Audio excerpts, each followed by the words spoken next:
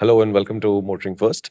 If you've seen the last few episodes, you know that I've traveled a lot. So finally, we let Kartik out of the office. So he went to the exotic Madhya Pradesh to drive. Why is everybody laughing? Madhya Pradesh is exotic, okay? I'm not laughing. I'm No, actually. I meant them. Acha. And he drove a large, luxurious SUV there. And he had a great time. And he's here to tell us all about it. Before he gets to that, I'm only concerned about one thing. Please answer the missing N question. Missing end question. Yes. Are we in the mood for poems? We'll come back to missing N. It's not critical, but it's a very important question for you. So I would be obliged if you answer it. So where did you go? What did you drive? What's the agenda here? It was my first time ever. I went to Bhopal. I lived in Bhopal for a while. So you should know that. I know you told me, and you told me about the lakes, Yeah. and I was staggered by the lake. It's called the Bhoj Tal now. It was called the Upper Lake earlier, apparently. But it's massive. Yeah. I mean, you look at it and it stretches on. I looked it up after I came back.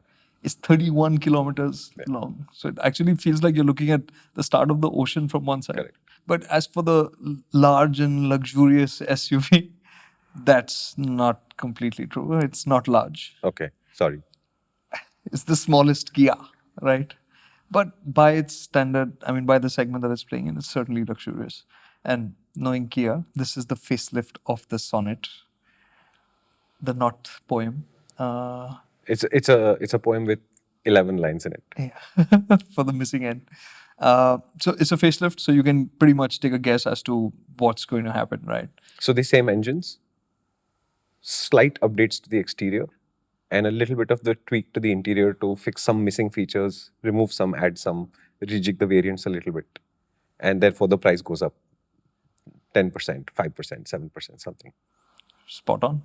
So I again, we had never discussed vehicles before we do MotorInc First. So whatever we're saying is live. It's quite funny how predictable sometimes it turns out to be. If you haven't see the Ather 450 Apex episode, he got 90% of the story just from guesswork. It was awesome.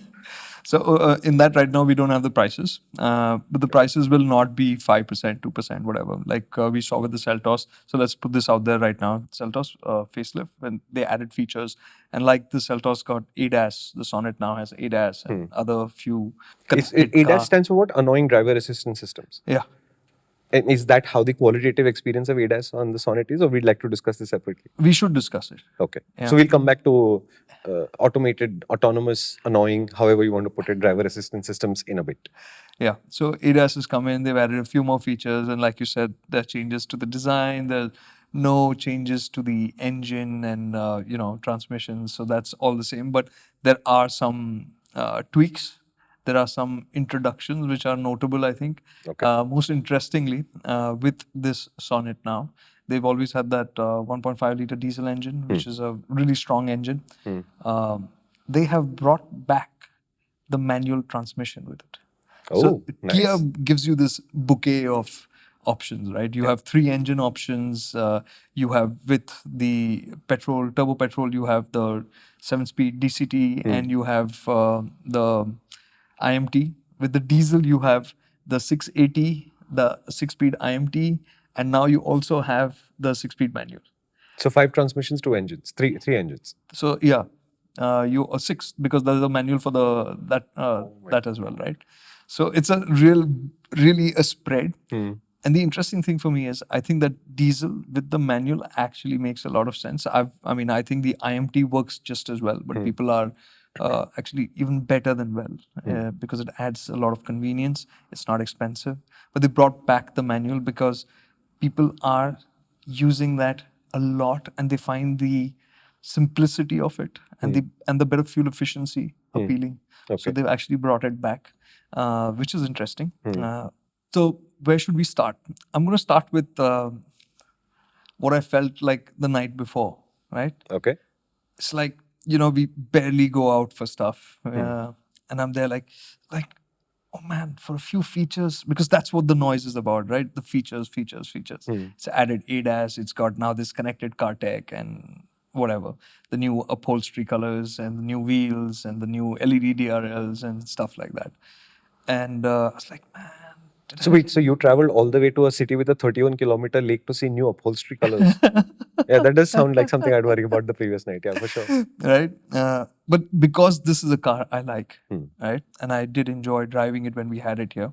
And there were some few things that I would have wanted fixed on it. Right. So I was keen to see what would happen here. Let's set the agenda from there. What would you like to see fixed? And then we'll talk about what they've done. Right.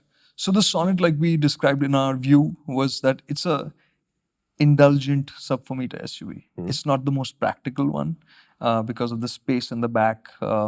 It's a great feel-good factor vehicle. It's looked great. And what it needed to do better is the back seat.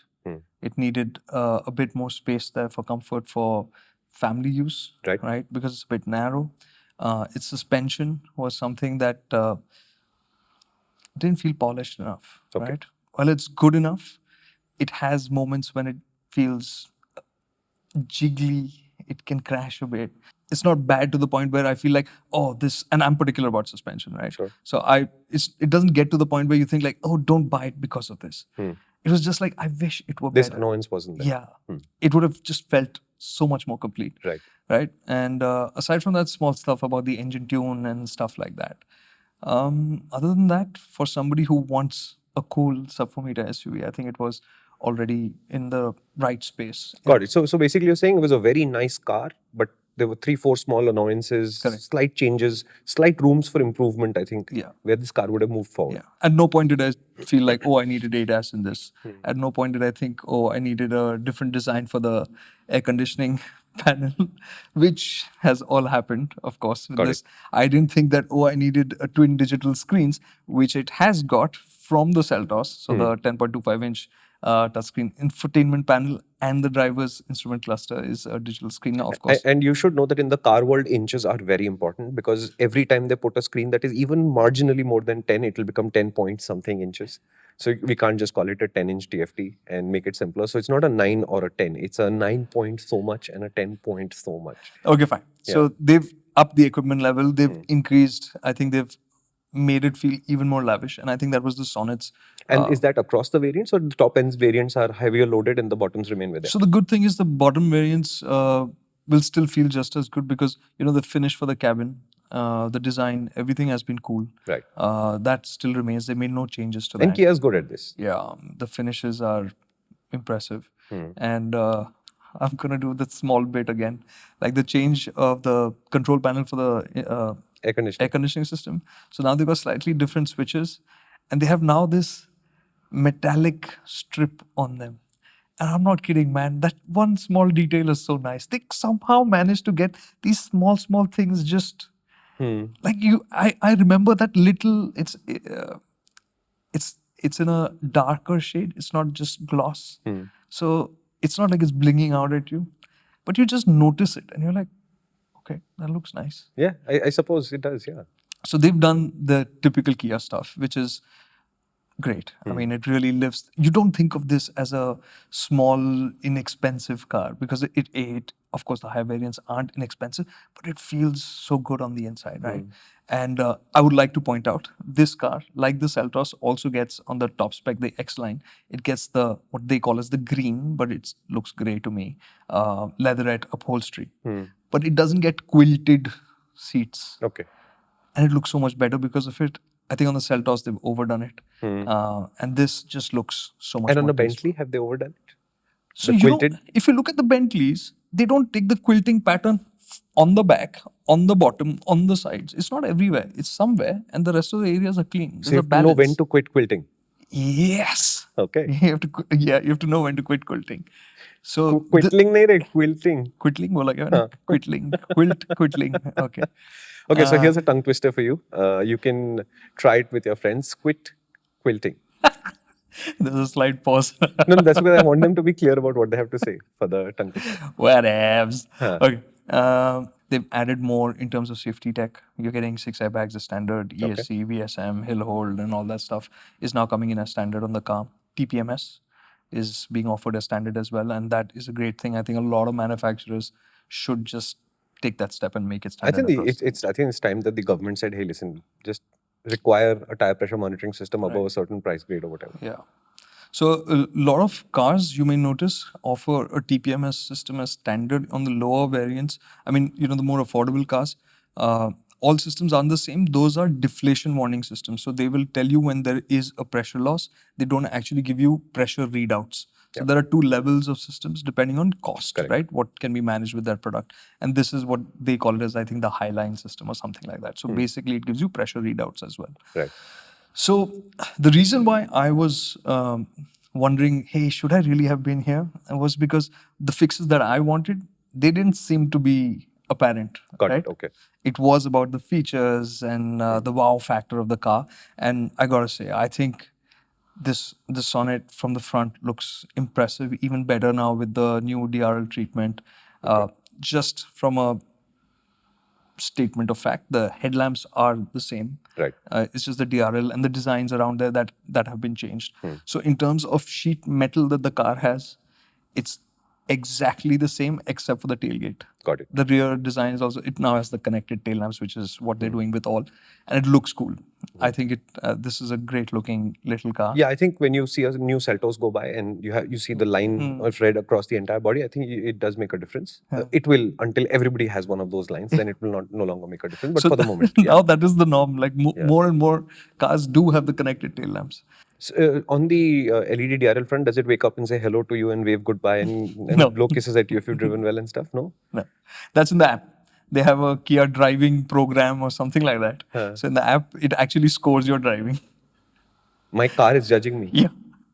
So that's one of the new features. So in the app, the Kia Connect Because app, you have not enough judgment in your life, now your car will also judge you. so it'll rate you on how you've been driving, whether you put your seatbelt on time, and On time? As in, did you wear it right away when you got in the car, or did you drive a bit and then put it? So if I were to sit in my car, no intention of driving for the next 10 minutes because I'm waiting for my partner to finish shopping or whatever. No, I think that would be okay. I think you should just. How would it know that I am sitting in the car, my car is on because my AC has come on? But you're not driving now. Motion, so it knows. But is this documented somewhere saying how to get a better score? Because if there's a system, then you must learn how to cheat I it. didn't spend that much time. I just got a sense of what it's at. Oh, talking about tech, now it has a thing called basically a way to locate your car, a new way to locate your car, which basically on your phone, you can use that feature. It goes via the servers, flips out the ORVMs so that the cameras there are pointed in the right directions. And it takes a photo from all the cameras and sends that back to you. So you can monitor the surrounding around your vehicle at a given point in time. So wherever you are, you could look at what's going on around your car. Yeah. All right. Okay. So it's a nice idea. But I think the one step it needed on top of that was that if my car's alarm went off at any point, it would automatically do that. Oh, that would be so cool. Yeah. Right? It's like the Teslas have that Sentry mode, right? Right. Where if anything is, it senses whatever their parameters are of not okay, it starts recording. Right. And I think that would have been really cool. Yeah. But this is like a first step in that direction, I think. Because I don't think it can store anything on board. It relays it, but it could still relay it. But the point is, this is there. It feels like a cool feature to talk about. What are you going to do with it, really? I think in maybe 1 out of 100 instances that somebody actually, you're not going to locate your car on the basis of a photo of people's feet. Yeah, of course. No, because when you talked about locating the car, the way the photograph is taken doesn't make any sense to me. Yeah. But the idea that I can access this surrounding in a photograph where you're still looking at people's feet if the angle is downwards looking. At least there's 10 feet around my car, something must be going on. I'll try and put that photo out. I do have a picture that I took, and you can see me standing in the background talking to somebody. So you can see people. It's not just their feet. But the point is that it's not, it's... Yeah. It's more a gimmick than a useful feature, but it seems cool when you show it to people. Yeah, you're not going to use that to locate your car. That's what I mean. From anything, from a security standpoint, I get it. That would add value. I think it needs a layer on top of it where it is automatically activated if the car alarm goes off for whatever reason. Yeah. That would be great. No, so I've been using CarPlay on my Ducati. I just got the system installed. And what I like about it is every time I park my bike and go upstairs, I have a notification from Apple Maps, which says parking location updated. I'm done. Right. That's all I need to know. So it realized that I use CarPlay, therefore I must have been operating a vehicle of some sort. I left it here. It registers the location, is out of my hair. Right. That's the amount of simplicity and invisibility I want from tech. Correct. Right. So do I need to... Anyways, so with connected cars, there are all these features. So through the app, you can do the usual stuff, lock, unlock, windows check, all of that. So that was fine. So you could have accused me of going for this drive only to see Bhopal. I don't think that's a bad thing at all, because whatever memories I have, it was a beautiful little town. It has hills, it had lakes. Yeah. At that point of time, obviously, I'm talking about what, late 70s. I Oh, was a kid. I wow. was like, I was in nursery, and I don't even think I did class 1 in Bhopal. It was before that. I remember it as a traffic-free place with nice weather and some great views from the Birla temple. And my dad's institute was on top of a hill, so we had great views from. So I remember it as a beautiful little city. It must have been beautiful back then. Yeah. It's beautiful now as well, but that would have been something else. So yeah, you could have accused me of going there just to see Bhopal, since I'd never been there. But there are other reasons I was glad that I went there. The stuff that the brochure doesn't really talk about. Yes, the brochure does talk about one thing, that they've improved the back seat experience. Okay. Right? So the space in the back always felt tight, right?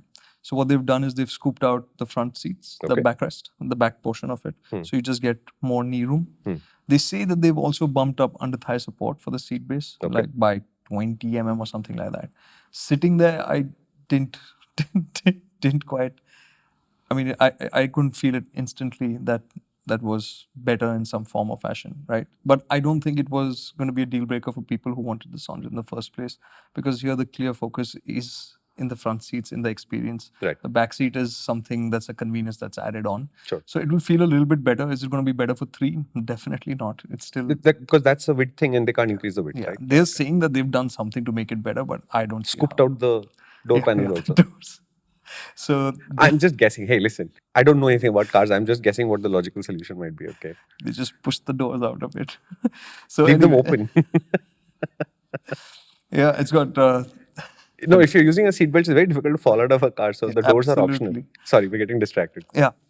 So the back seat is better in whatever way. By 20 mm. Yeah. By Effectively, I mean. I think the scooping out of the front seats is more important than... because I couldn't feel it. Can I ask you a question? I'm sorry, I keep interrupting him and you guys comment on it, but I have so many questions and some of them are... I have to ask them. So, Burning questions. if everybody gains legroom by scooping out the front seats, why the hell isn't that just what everybody does in the first place? Why does it need 3 generations of complaining before somebody realizes we can just scoop the seats out? I don't know why. You remember the first time somebody scooped out a seat, everybody's like, whoa, mind blown. Correct. We got 40 mm more knee room or something, right? Correct. At that point, everybody should have just cottoned on to the idea, say we should just scoop out everything from the first. Because even if it doesn't functionally improve your comfort, it improves your sense of space. Yeah, always. Right? It's like right now, the seat base rails, right? The bottommost portion, right? That's still going to obstruct your feet from going forward. Sure. Right? So it's not like actually like you're going to stretch out more and say, wow, this is better. Yeah. But it does improve your experience. No, and in fact, I'll give you an even better example. Most Uber guys will mount the fire extinguisher there. On the passenger, under the passenger front seat, exactly where you'd like to stretch your legs out. And it is remarkable how annoying just that little intrusion is. Exactly. Right? Just not being able to put your foot in there is... So I do understand how a small thing can create a big impact, right? So that's the backseat story. So it's something that they needed to work on. They have done what they have. And I think it's a step in the right direction and it's fine. Okay. The thing is, on paper, the engines are the same, right? The power figures, same. Gearbox, everything, tuning, all of that is the same. Fuel efficiency figures are by and large the same. Okay. So there's no big change there, like a little bit up and down for some, but more or less you can say it's the same thing, right? So, like I was saying, I was wondering, what's the drive? Is the drive really going to be worth it, you know? And then I hit the road. And I was out driving the turbo petrol with the dual clutch. Okay. I chose that I wanted to drive that first because that is the car we had tested here. So I remember it very clearly. And I got into that. And I literally got out of the parking lot. I went over one rumble strip of the hotel. And I was like, this feels different. And first you'll obviously think, nah, it's you're just imagining it. So I said, yeah, I could be imagining it. So I stopped immediately and I checked the tire pressures. Right. So I said, made sure they were okay. Got back, drove. So first city and all of that. And then in the city, once again, this feels different. And I had hit the road without a product briefing because, typically when we go for these drives, what happens is before we actually head out with the vehicles, you get kind of like a download on what's changed, right? What's improved, what's new, and all of that. So I went into this blind, which is also awesome in a way. You just go and feel it. So the delayed flights were worth it in some Yeah, ways. it was. Yeah, so the flights was delayed, so I missed a fair bit of stuff that way. But so when I hit going through the city traffic again, I'm like, this feels different, right? And there was I think I had about 10, 15 kilometers of the city before I got onto the highway. And it was slow traffic. It's a place where this turbo petrol and the DCT isn't at its best. Right. Right? So, anyways, I was just happily observing what's going on. And then I went out onto the highway, started driving, just got a feel of things. So the ADAS, some of the features were on, like the lane departure warning, lane keep assist, and all of that. So was getting a sense of that. Once that was done, then I said, okay, now let's drive. And then drove a little bit faster, and I kid you not, I have it in my notes. It made me go Santa Claus. So at one point, I just went, ho, ho, ho. And that was a clear sign that something has changed. And that's when I was like, I'm glad I came for this drive, right? Because I came to know later that there is a change to the suspension tune. Okay. Right? That the front suspension has been softened a bit. Okay. The rear has been firmed up a bit. And this is the damping. This was the area that the Sonet needed better control. Got it. Okay. And now it's got it. And you can feel it.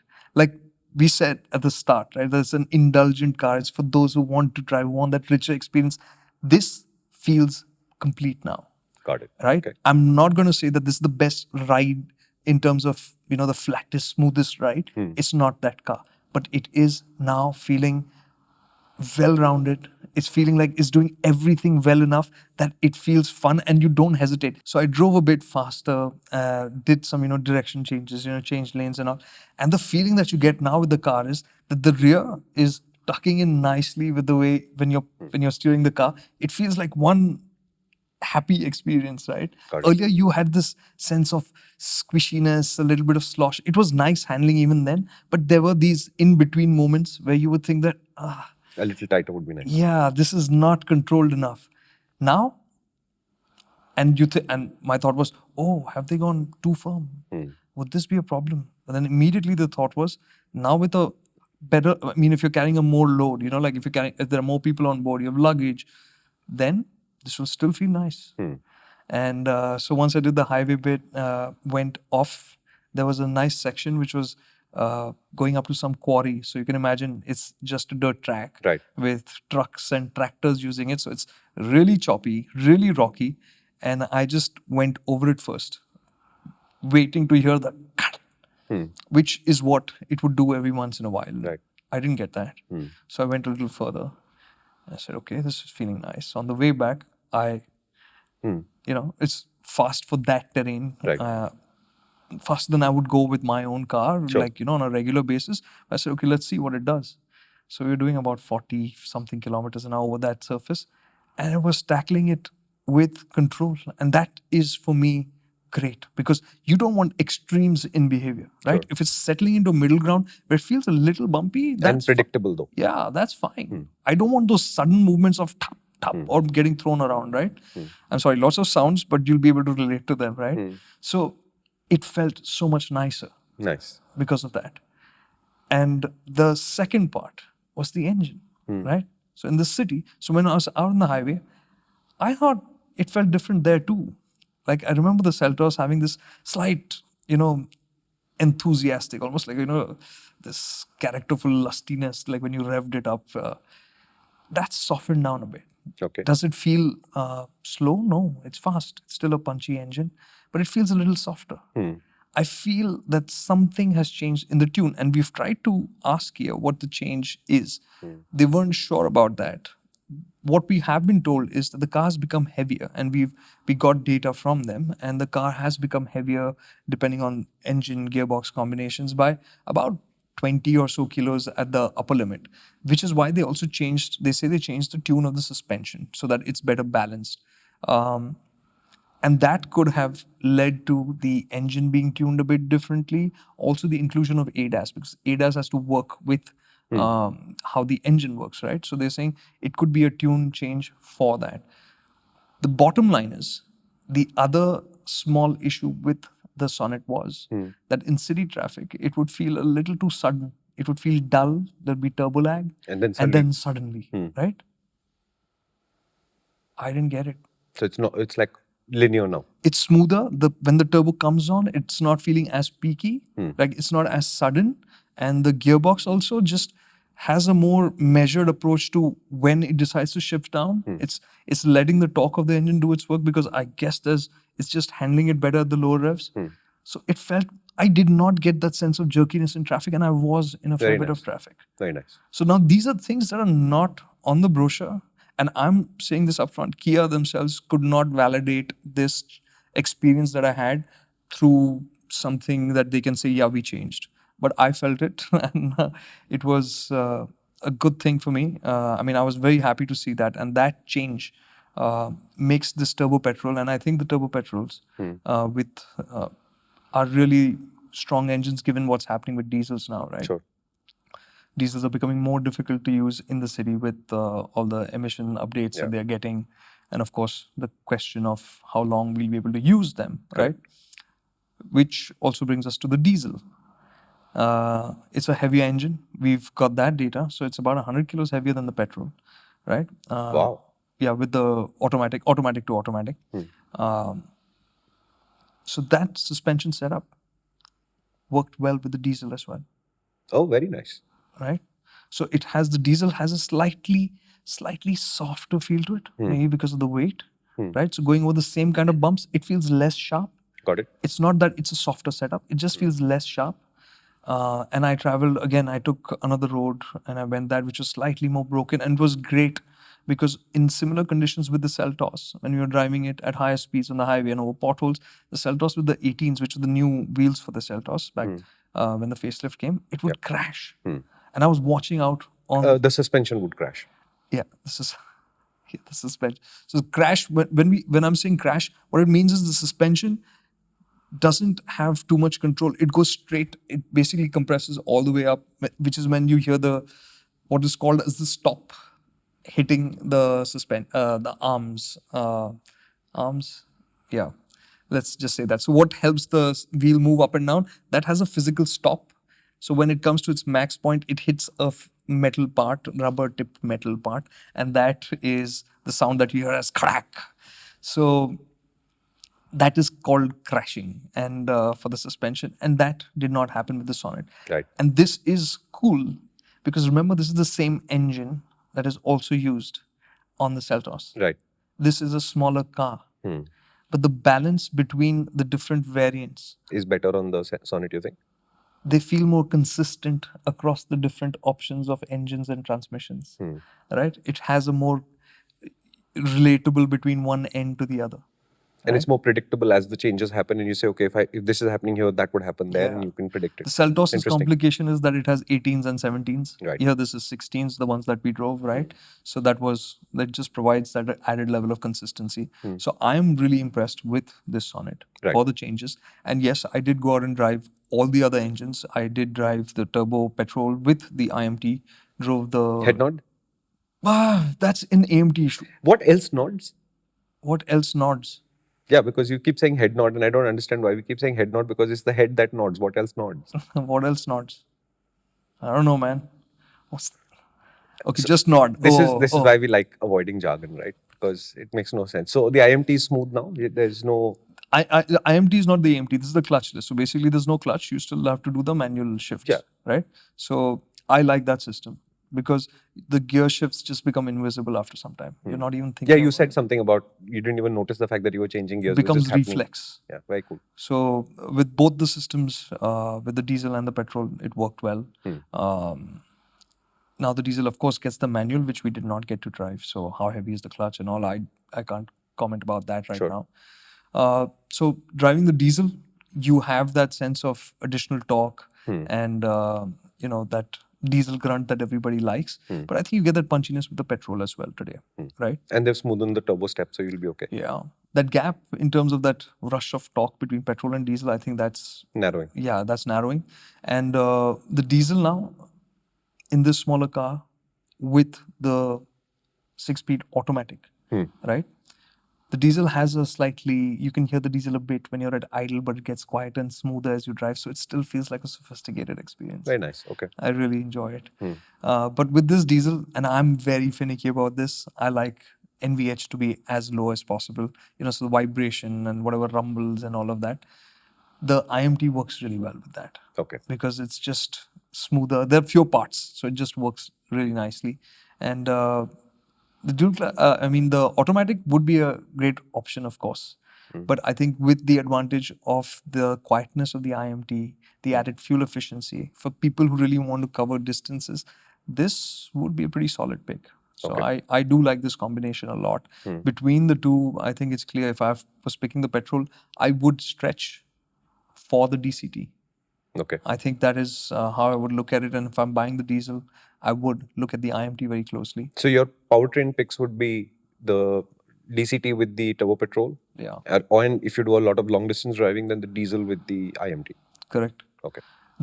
Of course, I get it if somebody wants the 6-speed automatic. Too bad, how sad. Just get the other one. But I don't see it as a benefit enough. Right. Right? I don't see it as a benefit enough. I would much rather have the IMT. So that's the lay of the land with the Sonet. It's very simply put, it's the changes that have not been spoken about so much that really left an impression on me.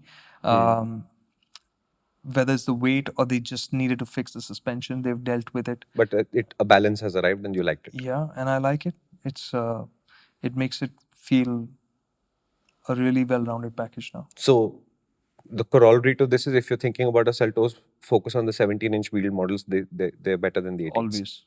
I think Okay. that's clear-cut for me. Because always the idea is you should want to clock more kilometers with your vehicle, right? Yeah. And without having to worry about aage kya hai, right? SUV liya to Yeah. that It should be. Yeah. Yeah. Yeah. Default. So that again in the Sonet, I think across the range, you feel that more. Now this felt like a vehicle that I want to travel with, and this happened with each of the engines. First, I spent a lot of time with the petrol automatic and then the diesel automatic. Both times I thought I'll turn back at this point. I'll only go till there, and each time I ended up going further. Very nice. Because I just enjoyed that's a huge driving. Sign. That's a good sign. And I was also very pleasantly surprised that I kept saying, "Acha, thoda aur kar lete hain," right? So that is a good indicator always that if you feel innately like, let's drive a bit more, it's a great sign for the vehicles, right? So features-wise, I think the one thing I missed was that now you also get a powered driver's seat for forward and aft, Amazing. and seat back recline adjustment. Although height adjustment is manual. So you still sit in the car and... Oh yeah. You know how funny it looks when you're outside the car and somebody's adjusting this height on their seat? It looks really funny. and it really felt funny because each car I got into, for whatever reason, the seat was at its highest position. So you're sitting there going... Yeah. And it goes all the way down and you're, okay, now you're done. Now, then you adjust everything else. It still only has tilt adjustable steering. So it doesn't telescope? Yeah, it doesn't telescope. Okay. So that means you can adjust the steering angle with reference to yourself, but you can't push it forward and backward. Right? Correct. Okay. But still, finding a seating position was fairly straightforward. I enjoyed that. At the back, I know a lot of you spoke about it in the comments when we did the view on the Sonet. Now an armrest is back in the second row. So yay for that, I guess. It still has the sunshades at the rear, 2 USB-C ports, the storage for your phones, those nice little pockets, all those clever touches are there. So it's and the boot is still large. There's no change there. It's a pretty healthy sized boot, very practical. So those parts of it remain unchanged. Right. What did I miss out on? We spoke about the DRLs being the main change. The headlamps are the same. But I was told that the halogens, which is on the lower spec variants, those have actually been upgraded for better brightness. We did not get to test that. We were only driving the higher variants with the LEDs. So yeah, that's basically the Sonet. I'm very happy to say that I don't want to talk about the frills. I think there's a great machine that's happened. It's a more complete machine, and that for me just... So you went to Bhopal और आपने खूब मजा किया? मेरे को तो बहुत मजा आया. नहीं मजा किया. Oh, I get it. Maza kiya. Okay. What you haven't touched upon is the annoying slash autonomous slash Oh, okay. driver assistance Okay. systems. Thanks. Also, sorry, but No, that's no apology needed. I'm here to pick pick holes in your so. The story. first thing I did was I made sure that it was switched off, right? Oh no. Then I chose my time. Some of us just think that we are such good drivers, we don't need any assistance at all, right? Okay, I'll tell you what my logic was with it. I'm in an unfamiliar place. Okay, I've never So you been. need assistance. I need. I don't know how the traffic works there. I do not know the roads. I need to get familiar with my environment before I can trust another system to intervene on my behalf. That was my logic, and I would say this is how you have to treat it. So once I got familiar with the roads, the traffic, then I switched it on. Right. So the easiest bits, of course, first the lane keep assist and the lane departure warning. Um, this is different from the Seltos because the Seltos uses camera and radar. Right. This is only a camera-based system. Okay. Right. Lane departure warning works well. What I liked was even when the edge of the road was not marked, it detected that, so it kept you in your lane. What I did not like so much was the way the intervention was. Right. The steering would, like, you could feel it like as though it's saying, "Abey, main karta hu," right? And you're like, dude, I want this intervention to be smoother. I don't want it to be sudden and so sharp. So that interaction between the human and the machine was not as smooth as I would have liked. Okay. I think there's some change in the calibration for the steering as well to incorporate the system. So it felt really light at low speeds, and the higher speeds it was okay, but there was a bit of a difference I felt. Sure. So the way the system worked was the reason why I wouldn't want to use the lane departure warning. I would like to rely on it, but at the points of intervention, it interrupts your flow. Got right? it. Okay. So The it's a little sudden, naturalness- it's a little too enthusiastic. Yeah, it's not natural enough. So I Right. think that calibration needs to be better for it to be something I'd leave on. As for the auto emergency braking, which is the more controversial feature, right? Because you don't know when it intervenes and stuff like that. When I did get down to trying it, I was quite pleased to see that it did recognize motorcycles, right? So smaller objects for it to detect, right? It detected them in advance. What I liked about the system was that it actually braked early Rather than and leave it. gently, Got it. so that it was scrubbing speed rather than getting to the object and then doing an emergency Then full ABS, intervention. Right? So it did that, which kind of you could, once you got tuned to the system, you could feel that it's doing it. So it's even subconsciously you'll notice it, right? Saying that, okay, I need to intervene. Maybe I've missed something, right? So that was nice, and I liked how that part of it worked. Okay. Is it something I'll still leave on as default immediately? No, I will like to know the system more before I really use it, depend on it fully, right? So this is level 1 ADAS. So while it has all these features, they don't really talk to each other, work with each other. Okay. So you have cruise control, but you don't have adaptive cruise control. You would not be able to steer and all with that. So that is the ADAS suite. So that's it. Lane keeping and emergency collision Yeah, assist. there is whole that cross traffic and this and that, all that blind spot warning, all of that is there. Okay. So those features, if you want, I'll read out the No, list. no. We have 10 list No, of we are 10, good. We are right? good. You know. Cars cause us to make too many lists as it is. So functionally, those are the things that I would think about and see how, because they are directly impacting your experience on an everyday basis. So those are the things I'd look out for. Got it. And so happy to see that the AEB, the auto emergency braking, is reasonable. Okay. And disappointed that the steering calibration for lane departure and lane keep assist is not better. Got it. Okay. Yeah. So that's the ADAS. What else? Anything else? We've covered comfort. We've covered the new feature set. We've covered the driving experience. You've covered the suspension. We've covered the boot. I think the only thing left is to stick children out of. The sunroof. That's the only thing left. Yeah. Or kya? Bose sound system. Bose sound system. Is it good? It's good enough. Okay. So it's good enough. It's not wow like the Seltos. I love how Bose can take out one speaker or two speakers and it goes from wow to ठीक है अच्छा है. It's Bose enough. उतना हो जाएगा. So I think the one thing is comparing it to the I think the feature benchmark right now in the segment is the Nexon. Okay. Right? It's also come with the digital screen and it doesn't get ADAS.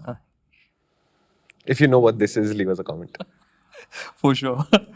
Okay, so and that's also come with the new transmission, the dual clutch. So it's got its sporty side on now with all of that. And I think this update really brings the Seltos in the appeal game up, Okay. right? And I remember when we spoke about the Nexon, I came away saying that, I was impressed with the suspension setup on that. Yeah. And that's something I've come to expect from Tata, that they'll get these details right. So I'm happy to see that this car is in that space. Right. And there are these two cars which are really strong in terms of their feature set, in terms of their performance, in terms of their joy of driving. And yes, the Sonet isn't as flexible because it's not as wide. So from a family standpoint, backseat standpoint, but it's an impressive car, and I So nuclear family is Sonet, unclear family is Nexon. unclear families. Nuclear, if you respell it, is unclear, right? Yeah, we have different reasons to be unclear on the Nexon. Actually, no, we are clear about the Nexon. But when we start the Kia, does the steering wheel wake up and say Kia because you might forget what you're driving? क्या बात कर रहे हैं यार? No, but I believe the Tata does, right? You wake up, it says Tata. on the steering Oh, wheel. that way. No. But they have the signature sound and visual that they play at the start and when it shuts off, which is nice. It connects with their style. So it's nice. And it's not something that happens immediately, right? Like if you're sitting in the car and you've switched it off. Like I was making notes at one point, so I just because I was also doing fuel efficiency readings, and also I switched it off when I was sitting in the car. So I just thought, okay, you're done. So after like a couple of minutes, then that note played out. Okay, ठीक है, अब all the systems have been shut down. It was nice. It's not like immediately as you switch off the car, it goes to मैं बंद हो गया, like that. So it's nice. It's done well. You car guys, na? Yeah, I mean it's timing. No, I'm sure if it adds to the experience, it's a good thing. So what else? Didn't get to test the headlamps, of course. We were driving in the day. So what else? Did we miss anything? No, I think we got it. 360-degree camera we spoke about, which it has because of the surround view thingy. And also, because it has the digital screens. Now, like the Seltos, it shows the feed when you're indicating from that side. If you're indicating left, it shows the feed from the left-hand side camera directly on the digital cluster. So that's also there. It's still got drive modes, traction modes. Oh yeah, I made fun of the traction modes when I did the view, saying that it's like a dog wearing booties and going out, right? So for the millennials, booties are small boots, not what you're thinking. It's like what kids wear, yeah. Okay. Anyways, so this time when I was taking it, when I did the rough road section, I was thinking, okay, now those traction modes don't feel completely silly. It's like, okay, kuch karenge to shayad, it'll be helpful. So that was, it's still got the drive modes, eco, normal, sport. And now I felt that the difference in tune of the engine, the normal is something that's very usable every day for the turbo petrol. And the sport is something that you'll use when you want to drive faster and want that little bit more punch when you're out on the highway or something like that. Punch, huh? Punch. Not the same segment. And of course, it's got paddles and all of that. It works well. So yeah, enjoyable experience, I think. All right. So it's a good update, I think. Overall, you were impressed. Yeah, I've definitely come back having enjoyed it. The caveat I'm going to throw here again is that we did as much as we could. So each vehicle, the diesel and the petrol, we checked tire pressures to make sure what we were feeling was not because of something else in terms of the ride and the sense of balance that we felt. And I made sure that was staying consistent, was tracking it on the TPMS as well. Then, of course, with the IMTs too. The engine part of it is something that Kia has not been able to confirm back to us as to why that could be the case, but this is what I felt. Okay. And it was a step in the right direction for sure. If the trade-off is that little bit of punch at higher speeds, at higher RPMs, not a problem. I think there's enough in store any which way. All right. All right? Yeah. No more questions? No, I'm good. Yeah? Okay. So, Summary karne ka kya? Kartik's just come back from driving the new updated Sonet in Bhopal in Madhya Pradesh. He's given me a lowdown on the car. Top line, he's quite impressed with the changes, although not all the changes are fully explained by Kia just yet. So in terms of what they've done to the car visually, they've messed around with the LED DRL setup 99% of the work, and it looks really good because of it. The connected tail lamps at the back have appeared, the front configuration has changed. The halogens on the base models have become more powerful. The LEDs on the top models remain where they are. The tailgates on all the cars are new, so that's your design change. On the cabin, the front seats are more or less where they were. Some changes to upholstery spec and colors and all of that. The back seat has been changed. You get this much 20 more knee support, and they've scooped out the front seat so you have a more sense of space there. And they're also saying it's slightly wider, although it's not exactly clear why it's supposed to be wider. So the rear seat, which was one of the sticky points for the old Sonet, has been improved a little bit. We don't know exactly how. All the usual Kia things are still there. So cup holders and places to put stuff, and you feeling premium, and lots of features are all there. They've redesigned the air conditioning layout, and they've put a small metal insert in there. And Kartik says it's so small, it's so simple, but it's such a Kia thing because your eye goes to it and you notice how much better it looks. The larger screens from the Seltos have also arrived in the Sonet now. So you've got the 10-inch screen, and you've got a Bose system in the upper models, I think, but it is not as good sounding as the Seltos system, which Kartik said was really impressive. Which has more speakers as well. It has more speakers, it sounds more impressive. The Sonet's all right, but it is not mind blown. Okay. Apart from this, it's always had a reasonably usable boot, still does. On the driving front, Kartik says if you're going to enjoy your driving, aim for the turbo petrol with the DCT. That provides the maximum driving enjoyment. If you're driving a lot, aim for the diesel with the IMT. That's the most effortless car of the group. But across what he drove, all the cars have some improvements to the engine that improve your driving experience. The diesels, for example, feel much smoother. On the turbo petrol, the step up before the turbo spools and after the turbo spools, that step is much smoother. Exactly how this has been done, Kia has not fully explained. The weight difference between the petrol to the diesel is about 100 kilos. So the diesel obviously feels softer, but it has that torquey feeling which makes up for it. But the net, it comes together as a better Sonet than before. This is supported by suspension updates. The front to rear balance of stiffness is the primary change, but it does bring the car together and make it a more cohesive car. He had a lot more fun driving it. And every time he intended to drive to a certain distance, he went past that distance and drove the cars extra, which is always a great sign. So what he's saying is the price will not fundamentally change much. The proposition of the Sonet has not changed much. It's a indulgent small SUV that gives you a lot of luxury features and that feeling when you're inside the car. But the surroundings of this car have gone up. The feature set has gone up. The suspension setup has gone up. The engines feel better. So overall, this is a good, solid update. Safety equipment also. And the safety equipment in terms of driver assistance systems have also gone up. They are level 1 systems, so they're not really fully integrated into each other. But for what it's worth, most of them work reasonably well. He tried a few, he enjoyed using it. And Kartik has a very specific way of learning how to use ADAS if you buy a car. If you'd like to explore more on that topic, leave us a comment. We'll try and get a sense of how he would approach my car now has ADAS. How do I learn to use it? And how do I learn to leave it on? Because I think what Kartik believes is a big step for the way you use your car. So we can deal with that separately. But that's the summary of the new Kia Sonet. Tell me if The only thing is that also the safety equipment has stepped up. So in terms of 6 airbags, ESC, VSI. Are these cars crash tested? Right now, there are no ratings available for this. Bharat New Vehicle Assessment Program? I think all the vehicles are still going. Okay. So there's a queue for them already, right? And it takes time. Okay. So once that's done, I think we'll start getting a flow of reports in the next few months. So until that point, people will say all the tin ka dabba and whatever other things that they say about cars. Yeah. Okay, let me just summarize it. We'll come to this bag. So that's what you need to know about the Kia Sonet. If you've got more questions, please do leave us a comment. We try and answer as many comments as we can, and we do a pretty large number of comments between the two of us. So we'll try and get you an answer. The Sonet will come to us for testing, and at that point, we'll have view and balance stories. And as usual, we ask you to rate our summaries. I think mine was a 16 out of 10, but you please tell me what your opinion is. So until the crash test reports come, everybody is free to say tin ka dabba and unstable body shell and whatever half-baked version of information that they have. I don't think I can talk about this without getting a little aggro. I think it is time for you to get aggro, Kartik. I think it's stupid. I mean, the amount people just go stars, stars, stars. And I mean, we already saw this. The day the Verna came up with 5 stars, people started differentiating between the 5 stars. Yeah. Saying that, oh, that was rated as unstable. And Global NCAP themselves have clarified what that meant, right? But nobody read, no? But that nobody read.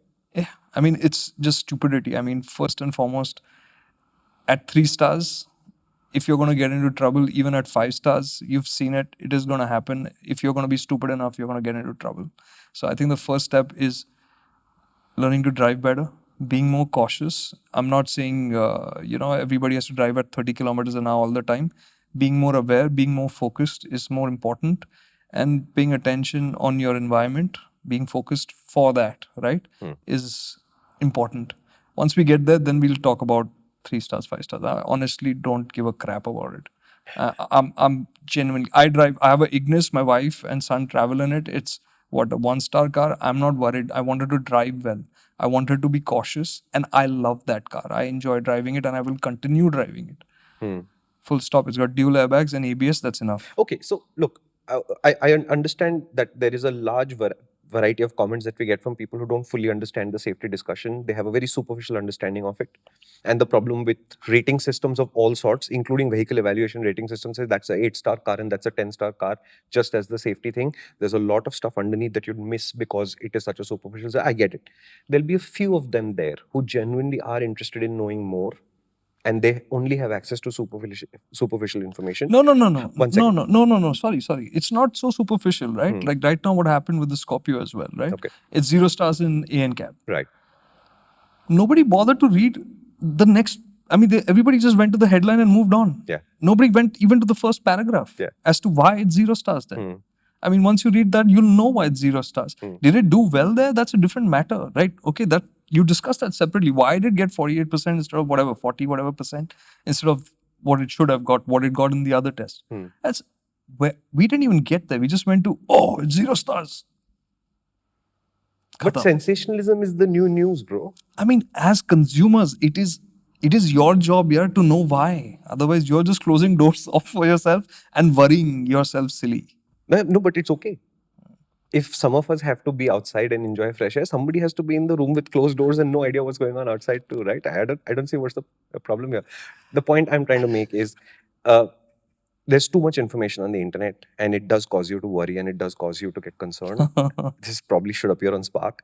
But the point is, you do, I guarantee, have a brain and the ability to process information. So if you're really worried about why the Scorpio got a 0 star, or why the Verna has 5-star rating at Global NCAP but has an unstable body shell, and you're worried about this new Kia Sonet being a 3-star, 4-star or 5-star car, please do spend a moment and understand why these ratings are the way they are, and you'll realize that the picture is not black and white. It's a heck of a lot of gray, and a very poorly rated car can still be a reasonably good car to drive every day if you are willing to drive well. You're not buying the car to have a crash, so it can't be that big a consideration in your set once the basic hygiene levels are met.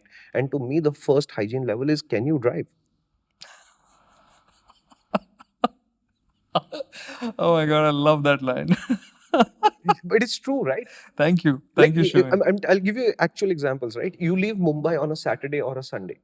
A lot of people who are driving Saturday and Sunday exiting Mumbai, where the public transport system is very good, are people who do not regularly drive.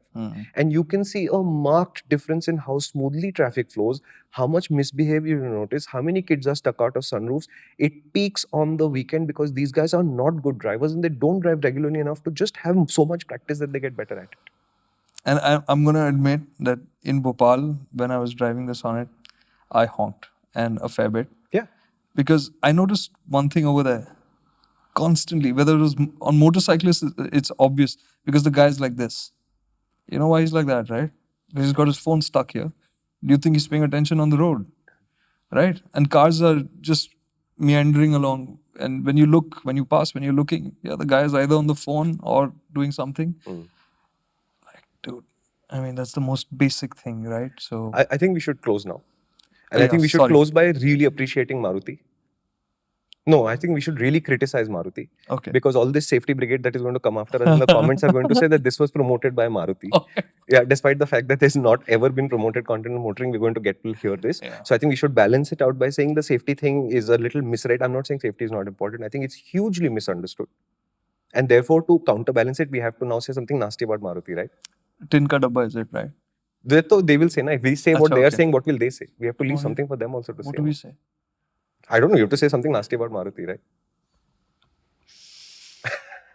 You already said, I love my Ignis. I will drive my Ignis. Yeah, that's my car. It's my choice. Yeah. Come on, give me something, man. You're the car guy. This is your problem. Deal with it. Sheet metal. What is? What else? I mean, what is it? Sheet metal. It flexes. No, people have a problem. But it's not part of the structure. Why wouldn't it flex? Yeah. What do you want me to say? I can't make sense of this, man. No, that's because there is no sense to this. The safety discussion and brands, there is no common ground. Bharat New Vehicle Assessment Program will give you ratings and then you can have a field day about whatever ratings they give. In the meantime, if you're really so concerned about crash tests, please do read up about it. And the first line of defense is not the crash test and its rating, it's you. Learn to drive, stay off alcohol when you're driving. Don't stick your kids out of places they're not supposed to be stuck out of. Okay, Shumi, I'm really, really grateful for you to put it the way you have. Guys, I'm sorry, I also lose my cool on this one. But just, I want you to be more reasonable about this conversation. It's for your good. Anytime, it's like any form of jingoism it's basically pushing you into a corner for something or the other. So this is, hey, at the end of the day, it's your money, it's your life, it's your choices. But are you closing doors that you don't really need to close? That's something that you have to be cognizant of, something you have to think about. And it's not just about these cars, it's about everything else, right? So keep an open mind, take a balanced look, do your research for yourself. Don't just stick to the headlines, right? And you might enjoy driving and the choices that you make a little bit more because of that. Yeah. Okay, we were talking. I think we started with the Kia Sonet. Yeah. So let me close this off.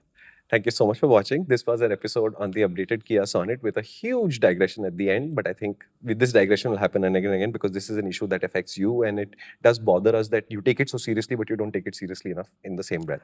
Oh, right? Absolutely. So the Kia Sonet, it's a great upgrade. We've discussed it in the summary and in the main video. You can use the timestamps to navigate this video, although it might be too late to tell you that. However, if there are still more questions, do leave us a comment. MotorInc First is also always available audio only on Apple, Google, Spotify, and Amazon if you'd prefer to listen to it that way. Thank you so much for watching, and you'll see more of MotorInc First because January seems to be a blockbuster month and lots of stuff is happening as we're recording this in January. I don't know when you're seeing this. Yeah, correct.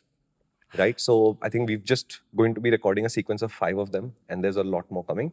So stay tuned. If you have any suggestions, as always, welcome. If you disagree with us, that is also welcome. Just discuss the idea, not the people. Thank you so much for watching.